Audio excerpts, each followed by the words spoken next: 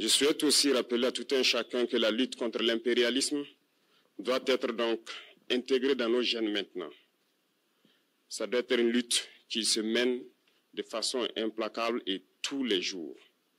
Parce que beaucoup de gens n'ont pas compris ce que c'est que cette lutte jusque-là.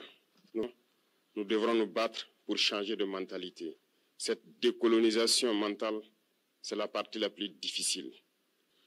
Quand je prends dernièrement les propos d'Emmanuel Macron sur l'Afrique, eh bien, tout Africain conscient devrait donc comprendre très vite. Et c'est pour ça que nous tenons à vous rappeler constamment qu'il faut changer de mentalité, revenir à nos sources et nous battre. Et c'est ça aussi le combat contre l'impérialisme. Toutes les occasions nous sont offertes pour pouvoir comprendre l'impérialisme, ses manifestations. Mais beaucoup de gens ne le comprennent pas peut-être.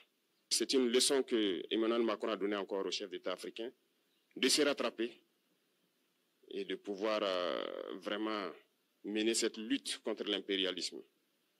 Mais en plus de ça, il a aussi insulté tous les Africains dans ses propos. Il y a une partie qui a retenu mon attention, là où il parlait d'ingratitude. Et que l'ingratitude est une maladie non transmissible aux humains. Lui, il est humain, notre ingratitude n'est pas transmissible à lui. Voilà comment ce monsieur voit l'Afrique, voit les Africains. Nous ne sommes pas des humains à ses yeux. Peut-être que c'est lui qui n'est pas humain, il ne se met pas dans la classe des humains. Mais s'il y a bien un ingrat, c'est bien lui. Je pense que s'il n'est pas athée et qu'il prie, à chaque matin qu'il se réveille et qu'il prie, il devrait aussi prier les Africains. Parce que c'est grâce à nos ancêtres qu'il existe aujourd'hui une France. Il devrait nous prier. À ses yeux, nous ne devons pas être des humains, nous sommes plus que des humains. Ce sont des messages très forts qu'il passe. Moi, je pleure le peuple français. Mais quand même, il est bien pour l'Afrique. Il est un mal nécessaire pour nous. Ceux qui veulent se réveiller, se réveillent. Ceux qui ne veulent pas se réveiller, comme on le dit, on ne peut pas réveiller quelqu'un qui ne dort pas. Les Africains doivent se réveiller.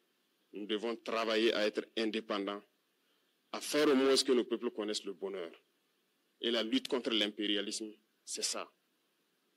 Il faut décoloniser les mentalités, prendre en compte toutes ces données-là, parce que le monde nous donne tellement d'exemples à voir. Pour eux, il n'y a pas de morale. Ils peuvent vous désigner aujourd'hui terroriste, mais demain, vous êtes un héros, par leur simple bouche. Ils décident de ce qu'ils font. Ils parlent de démocratie, mais ils se font eux-mêmes des coups d'État constitutionnels entre eux. Ils parlent des droits de l'homme, mais ils déciment des populations ailleurs. L'Africain doit se réveiller, l'Afrique doit se réveiller. Et le combat contre l'impérialisme est permanent. Et je vous invite à incorporer ce combat, à travailler en sorte que nous soyons réellement indépendants, que nous soyons autosuffisants et que nous puissions nous développer, connaître le bonheur, ce à quoi notre peuple aspire.